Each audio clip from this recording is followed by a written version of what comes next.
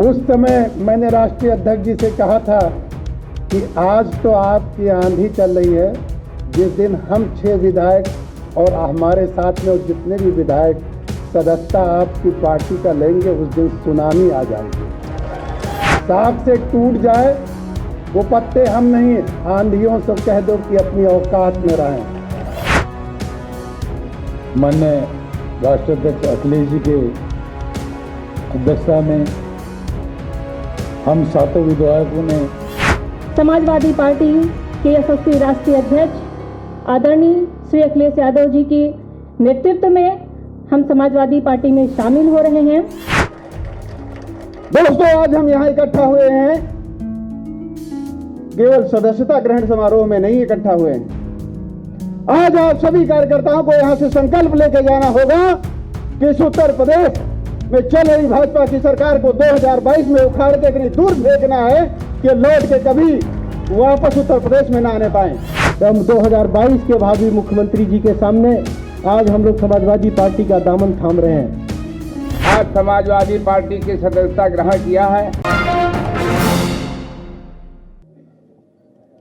उत्तर प्रदेश का किसान जानना चाहता है कि जो मंडी व्यवस्था पहले से लागू थी, उस मंडी व्यवस्था में कितना सुधार आया है, और उस सुधार के साथ साथ आपने एग्रीकल्चर के लिए, इंफ्रास्ट्रक्चर के लिए कौन सा अच्छा फैसला लिया, अच्छा काम किया है। जो मंडी बन भी रही थी उनका काम नहीं आगे बढ़ा, और जो चलती हुई मंडी थी उनको इस सरकार ने बंद कर दिया। सिंचाई को लेकर के न जाने कितना बड़ा दावा किया गया कि 20,000 करोड़ का फंड बनाया जाएगा। कहता हूं, बुंदेलखंड की जनता ने सबसे ज्यादा भरोसा किया भारतीय जनता पार्टी पर। सभी सांसद, सभी विधायक जिता दिए, और जितना भरोसा जनता ने किया उससे ज्यादा बड़ा धोखा भारतीय जनता पार्टी ने बुंदेलखंड की जनता को दिया है। न पानी मिला उन्हें, न पीने का पानी उपलब्ध करा पाए, और महंगाई तो बढ़ाई बढ़ाई। और जिस समय मजदूर आए थे बुंदेलखंड में, लोगों की जान चली गई, लेकिन किसी की मदद नहीं की सरकार ने, और वापस मजदूरों को फिर वापस जाना पड़ गया। सिंचाई का कोई इंतजाम सरकार नहीं कर पाई। कोई पन्ना उठा करके देख लीजिए आप। दुग्ध विकास को लेकर के वही जो समाजवादी सरकार में काम हुआ था, उस काम को भी आगे नहीं बढ़ा पा रहे हैं। समाजवादी सरकार थी तो मदर डेयरी का प्लांट 5 लाख लीटर प्रोक्योरमेंट का प्लांट लग गया था। लखनऊ में अमूल का प्लांट लग गया था, 5 lakh litre procurement per day का। इसी तरह भोगनीपुर में 5 लाख लीटर प्रतिदिन मिल्क का प्लांट लग गया था। काऊ मिल्क डेयरी प्लांट लगा था कन्नौज में, और बहुत सारे उत्तर प्रदेश के पराग के प्लांट को सुधारने के लिए हजारों करोड़ रुपए बजट के माध्यम से दिया गया था। जो गुजरात से अमूल है, नया प्लांट तो नहीं लगा, लेकिन समय समय पर इन अमूल प्लांटों में गुजरात से दूध आता है। सोचिए, उत्तर प्रदेश के किसानों का दूध नहीं खरीद रही सरकार, गुजरात से दूध ला करके इन प्लांटों को चलाया जा रहा है। पशुपालन में तो क्या काम हुआ है, इससे बेहतर कोई जान नहीं सकता है। किस पन्ने को मैं पलटूं? मैं तो पत्रकार साथियों से कहूंगा कि एक पन्ना पलट करके आप हमें भी दे दो तो मैं पढ़ दूं कौन सा बड़ा झूठ उसमें लिखा गया है। फूड प्रोसेसिंग क्या हुआ है पता नहीं। ये मुफ्त लैपटॉप, एक बात को मैं कितनी बार बोलूं, अब हमें भी नहीं अच्छा लगता बार बार बोलने में। 4.5 साल टैबलेट देते रहे, और अभी भी टैबलेट नहीं मिली है। ये पता नहीं कौन सी टैबलेट बीजेपी दे रही है। और 1 GB इंटरनेट मुफ्त, वो धुएं के निशान मिटा दिए जाएंगे। 1 GB इंटरनेट मुफ्त। बीजेपी के लोग बताएं वो 1 GB कहां है इंटरनेट।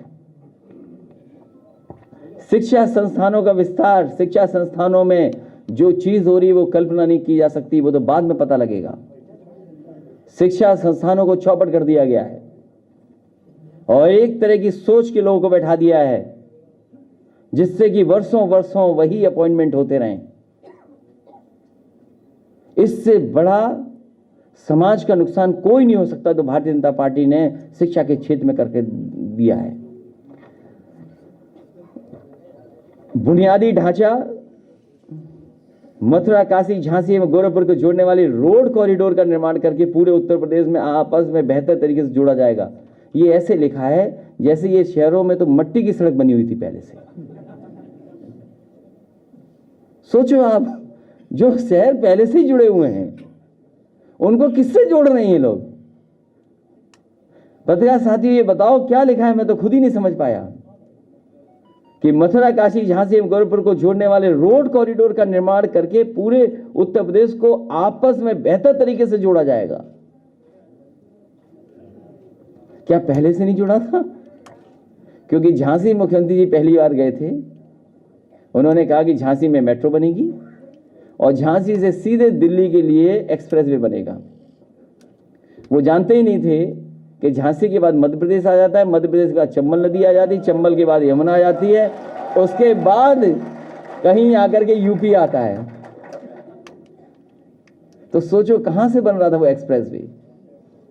और मेट्रो न झांसी में बनी न गोरखपुर में बनी। आज उत्तर प्रदेश में वही मेट्रो शहरों में बन रही हैं जो समाजवादी सरकार में स्वीकृत थी। वही काम आज धीरे धीरे आगे बढ़ रहा है और लखनऊ के लोगों के लिए, लखनऊ के लोगों से दुश्मनी निभाई है मुख्यमंत्री जी ने।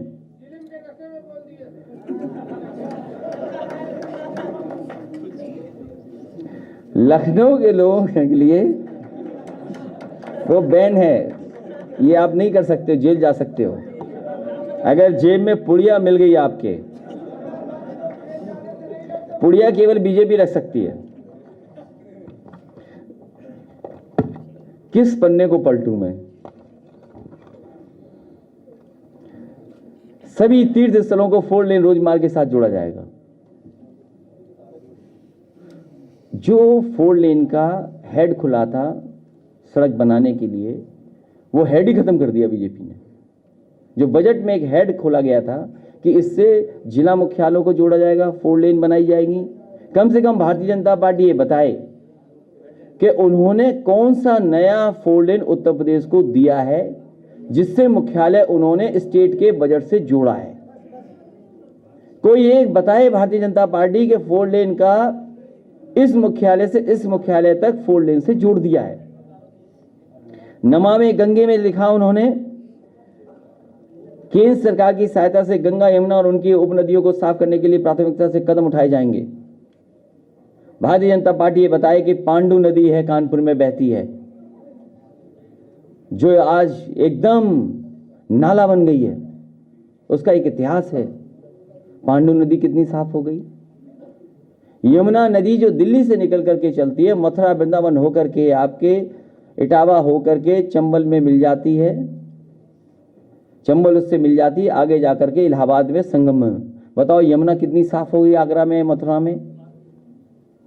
और जो कॉरिडोर बन भी रहा था वरुणा कॉरिडोर, वो भी रोक दिया गया।